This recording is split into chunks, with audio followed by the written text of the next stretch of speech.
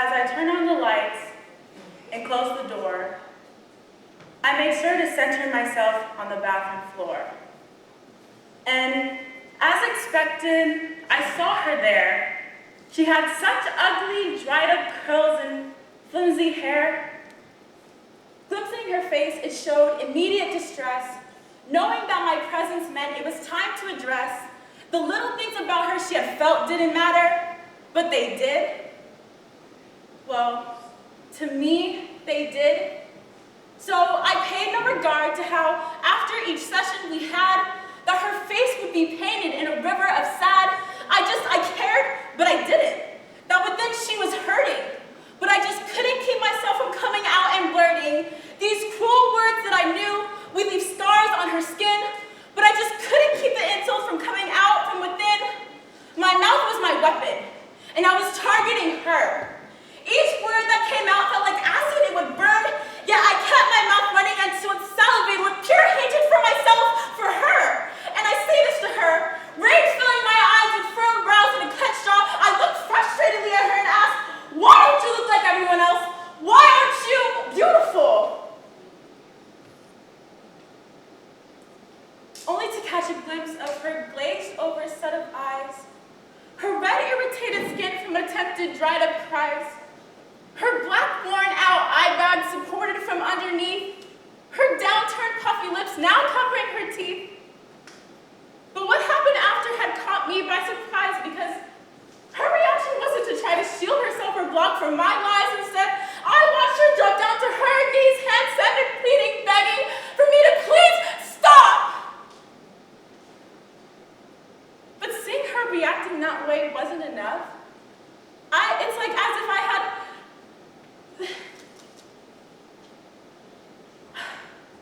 I still had this urge to break her apart. I wanted her to feel shame in what she had done. Why is it that I always had to feel such opposition within myself because of her? It's like she had cursed me to feel as if I were the moon and the sun. It's like she had rubbed from her jar of honey and insecurities, shoved it down my throat, knowing that it would cause me to choke. It's like every time I saw her, she was throwing it in my face that I could never look like everyone else, that I could never be beautiful.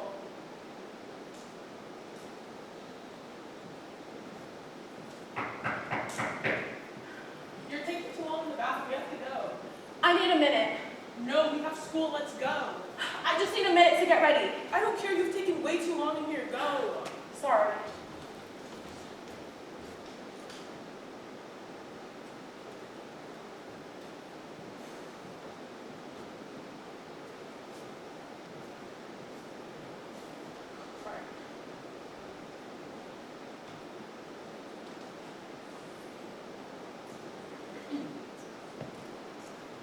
Once again, I catch myself on the scale.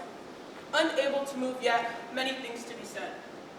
You see, I had stepped on the scale so many times, but this time the scale has left me blind.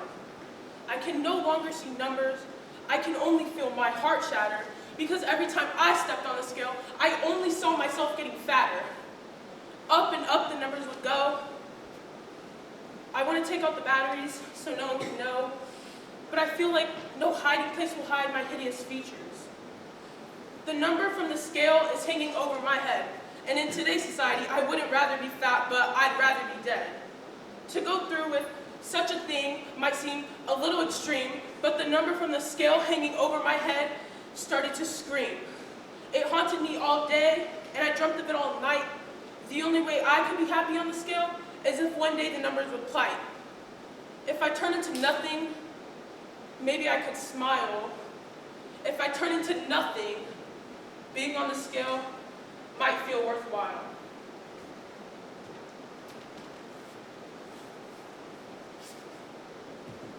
Well, hey, hurry up, we have school soon. I know, but didn't you just leave the bathroom? Why are you back in here? I didn't get to finish getting ready, remember? Okay, well, I have to do something really quick.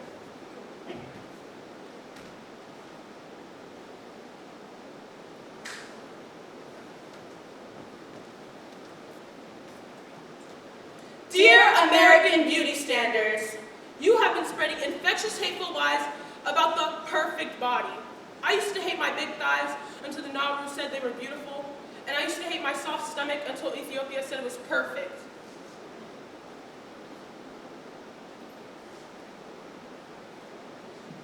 Oh, sorry. In ancient Greek, they would have painted countless of paintings of the most beautiful bodies ever to roam the earth, and it would have been mine. It would have been all of ours. Shakespeare once said, "Beauty is within the eyes of the beholder." It is our duty, our responsibility to be kind to ourselves. Our bodies are our vessels, each made to be different and unique. When you look at yourself in the mirror, behold your beauty, because we are all made perfectly imperfect, not made to be beautiful, but made to love and be ourselves. Okay, we have school. Are you ready? Let's go.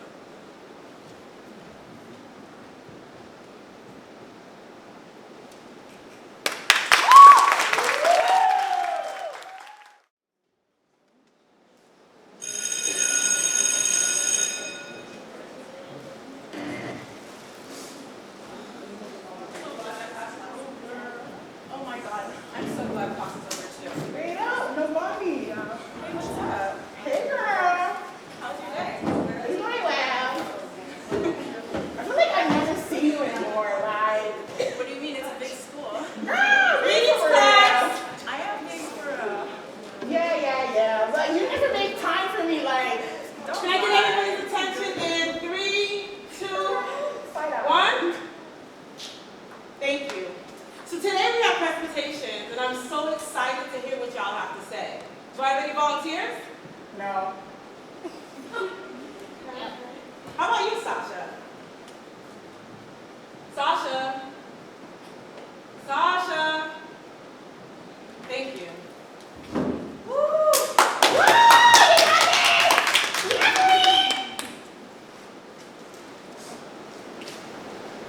In 7th grade, I was diagnosed with severe anxiety, but I wasn't surprised because I always knew. I always knew it was hard to breathe when I talked. I always knew when I had presentations, my legs would wobble, my tummy would turn, and my head would spin. I felt like I was in a washing machine. On top of that, I also have dyslexia, which means I can't process things normally. When people talked, it went in one ear and out the other. In class, I would focus too hard on an object in the room. I wouldn't know what was happening. It always felt like this barrier. But I want to break through. I have to break through. I have so many questions I want to ask and so many things I want to say. When my voice shakes, my ideas mumble. Sometimes, I just can't think of a way to get myself to talk. So I impulsively blurt things out. But I will find my way out. I have found my way out. I will say the things I want to say and ask the questions I want to ask. I will share my poetry. I will shatter the glass and break the barrier.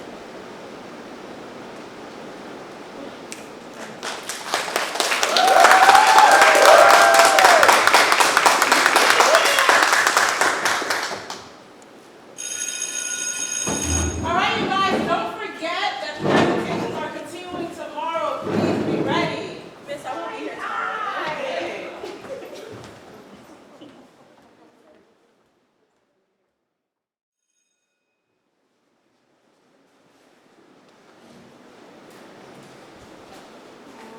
Oh my God. Me too. I'm so hungry. So are you guys ready for presentations? No, I'm not doing it. Anywho, how you guys doing today? Yeah, pretty good. So, what you guys have for lunch today? Oh, I have a PB&J sandwich. I had a buffalo chicken sandwich, you know. Spicy? Yeah. Okay. I kind of ate my lunch in second period, so I'm gonna go see if the lunch lady has any extra snacks. Anybody want anything? Oh, gotta give me something, you know. I got you. I'm good. Thank you, though. Alright, I'll be right back. What's up with you? Why do you look like that? Look, like, Is that Jason? yes. Oh. What's going on? Girl,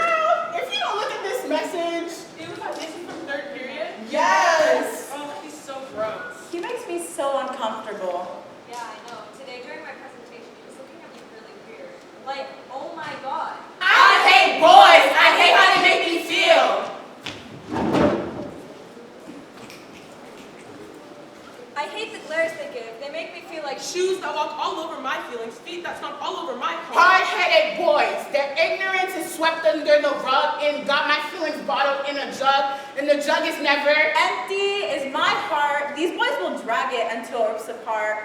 Honestly, I hate boys. I hate how they make me feel. Boys make me uncomfortable, yes, it is true. The things they say might freeze me up like glue. But I hate their immature catcalls. I wasn't asking for it. I swear, I want to live. And it's not okay for boys to be boys. My father was always running. He was never emotionally there, so to me, I never had a father figure.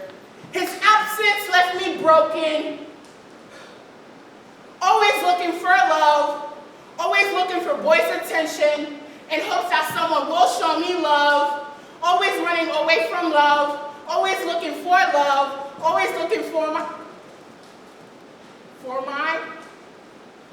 Love. My words are never enough. My actions never fulfill. My body being used, I fear that it's against my will. Your validation is always to my satisfaction, even if it means my body is the main attraction. I hate that boys will be boys as the new sensation, because these boys being boys feed off on invalidation. Boys, boys, boys.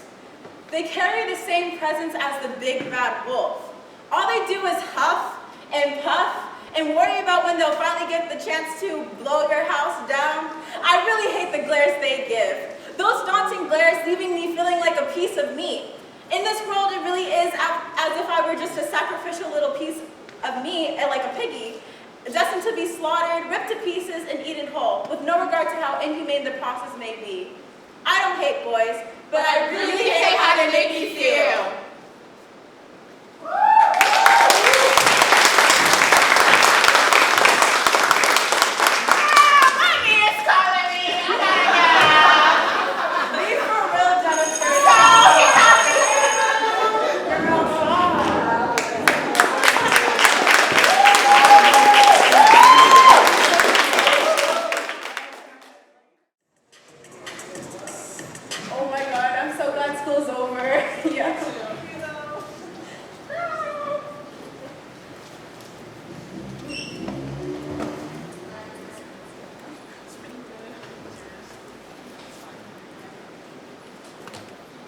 How's everyone's day going today? Mine was pretty rough this morning, but you know, the day went by, I'm feeling better. I'm okay. I'm just a little shooken up for my presentation. That was hard for me. Oh, really? My morning was a little bit rough because of somebody, but other than that, it's been pretty good. And Jennifer, I noticed you were kind of quiet. Is there something on your mind? Yeah, there is something on my mind. I wrote it on my phone, actually. I just feel really frustrated, like. Well, I feel like communicating can be pretty healthy. Would you be willing to share with us what you're going through? I have to. You should.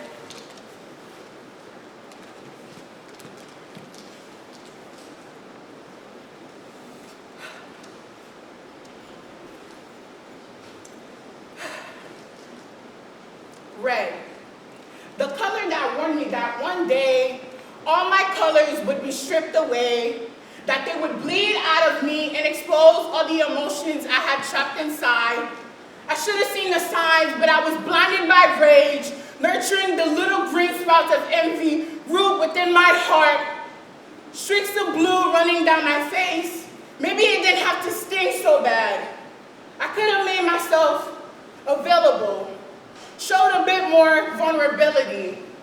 I could have, but why does it always have to be me?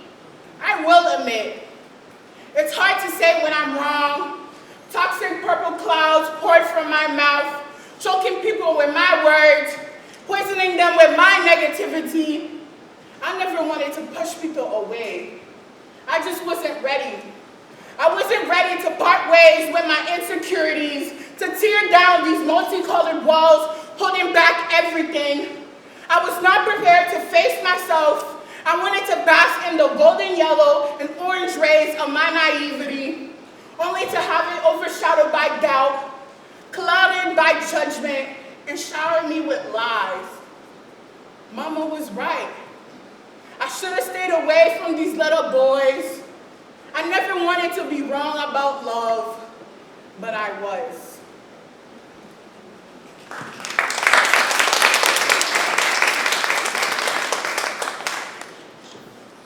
Honestly, Jennifer, you're such an amazing person. Like, just forget about that boy, because you don't deserve that. That boy's a cat. Don't worry about it. You can always talk to us.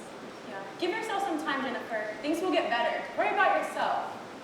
Oh, I appreciate you guys. You guys are the best.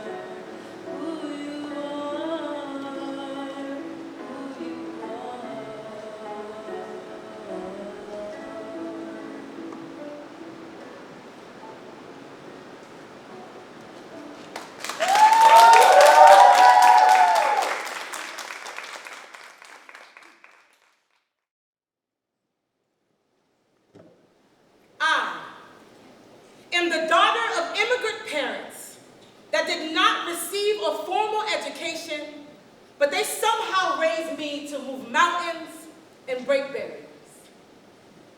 Feelings of inadequacy found a home in the deep corners of my thoughts. Rejection created webs in my heart, so I made it a habit to overwork myself, to people please, as if pleasing them would somehow make living life a breeze. In a way, it did. I struggled with believing that I was built for this. So the winds of their opinions proved that my foundation was never solid. I was rooted in what they thought of me or what I thought of myself. For years, my eyes were filled with tears in moments of self-sabotage because I did not feel like I belonged. I was plagued with the thoughts that consumed my mind, not sure where they came from. All I knew is that these voices were set with one mission: to kill, steal, and destroy. And they were somehow all the more present when it was time to advance onto new levels and territories. So when I crossed that stage to gain my degree, although that moment was less than 30 seconds, the gravity of the event was nothing small. It was monumental. You see, these golden heels created new paths not just for me, but for women. Black women. Black people that feared swimming past the shorelines of the shark-infested waters, sharks ready to bite at their confidence, and instill fear and self-doubt in a world where people swim in classes, but I stand here ready to raise my flag in victory. Can you see me? Because I see you. I want to let you know that you are free to go after your dreams. You are free to be the kings and queens of your destiny. I come here as a shepherd in hopes to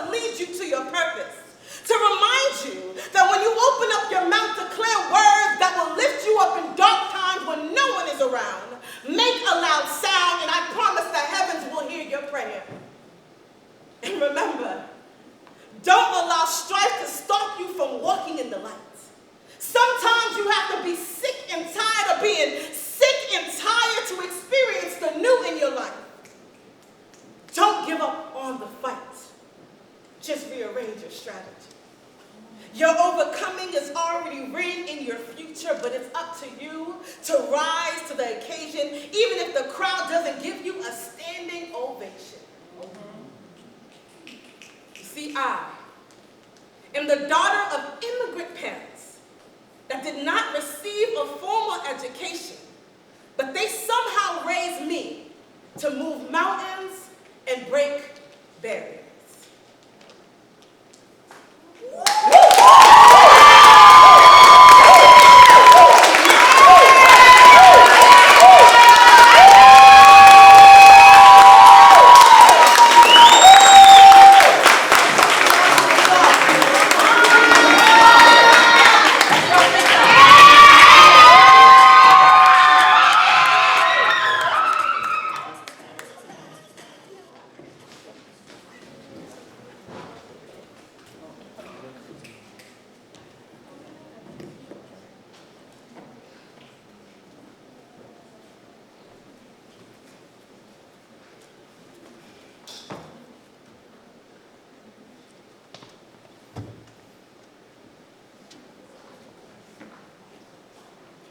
Youth Uncensored is an open space where I don't have to be afraid to speak my mind, where I am free to be who I want to be.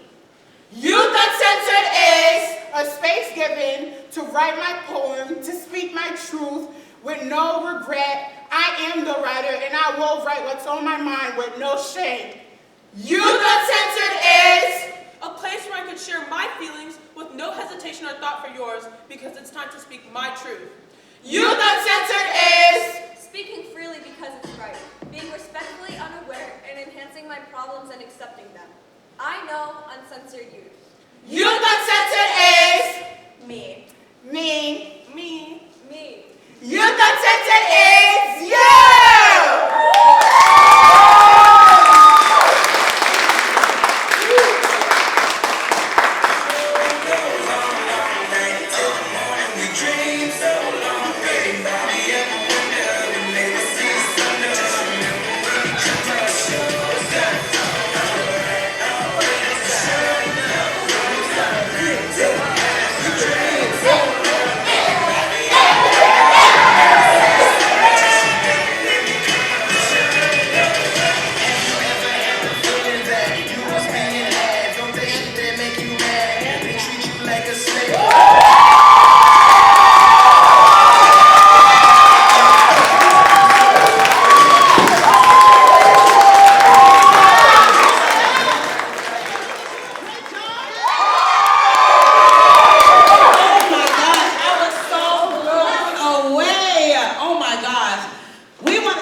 Thank you, but first of all, I want to say shout out to these ladies. They've been working hard all semester to get ready. We went through some mountains, right, ladies? We had to climb some mountains to get here, and y'all made it. Y'all did such a fabulous job, a great job. I am super, super, super proud of you guys. And I want to make sure that I acknowledge as well Tana. She took a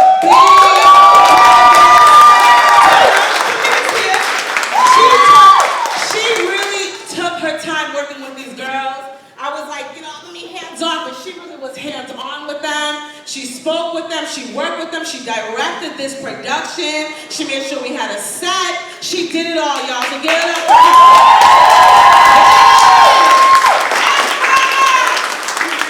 We want to give each of you a rose. You guys deserve your rose. The beginning of our celebration. Some of them are graduating. 3 or 4 of them. Sienna, Navani, and Shout out to my And we are so excited for their next journey in their whatever endeavor, whether it's college for some of them and high school for Sienna. Yeah, so with that being said,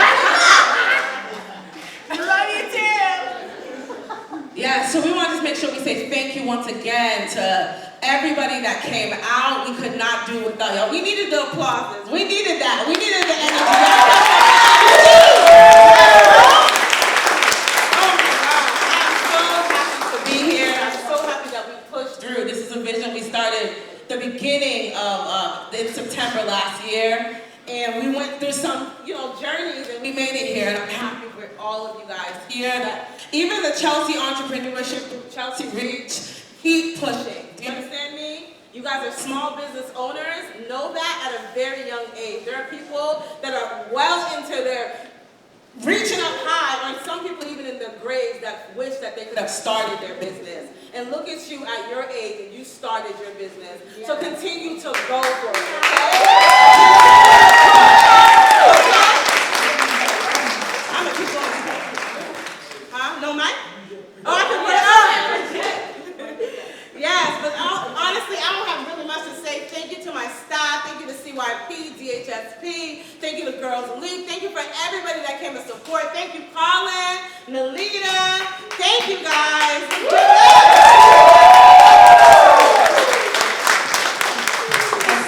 I need the mic. I can't project. Okay. Okay, I have no choice. Well, it does? Yes. Okay. We know that we do not give flowers, when people die and pass on, we give them now. So we want to thank Tana and we want to thank Naomi by giving them their own flowers today. The youth need you guys. The youth appreciate you guys. I appreciate you guys. We all appreciate you guys. And so, yeah, let's give them another round of applause. Great job, ladies.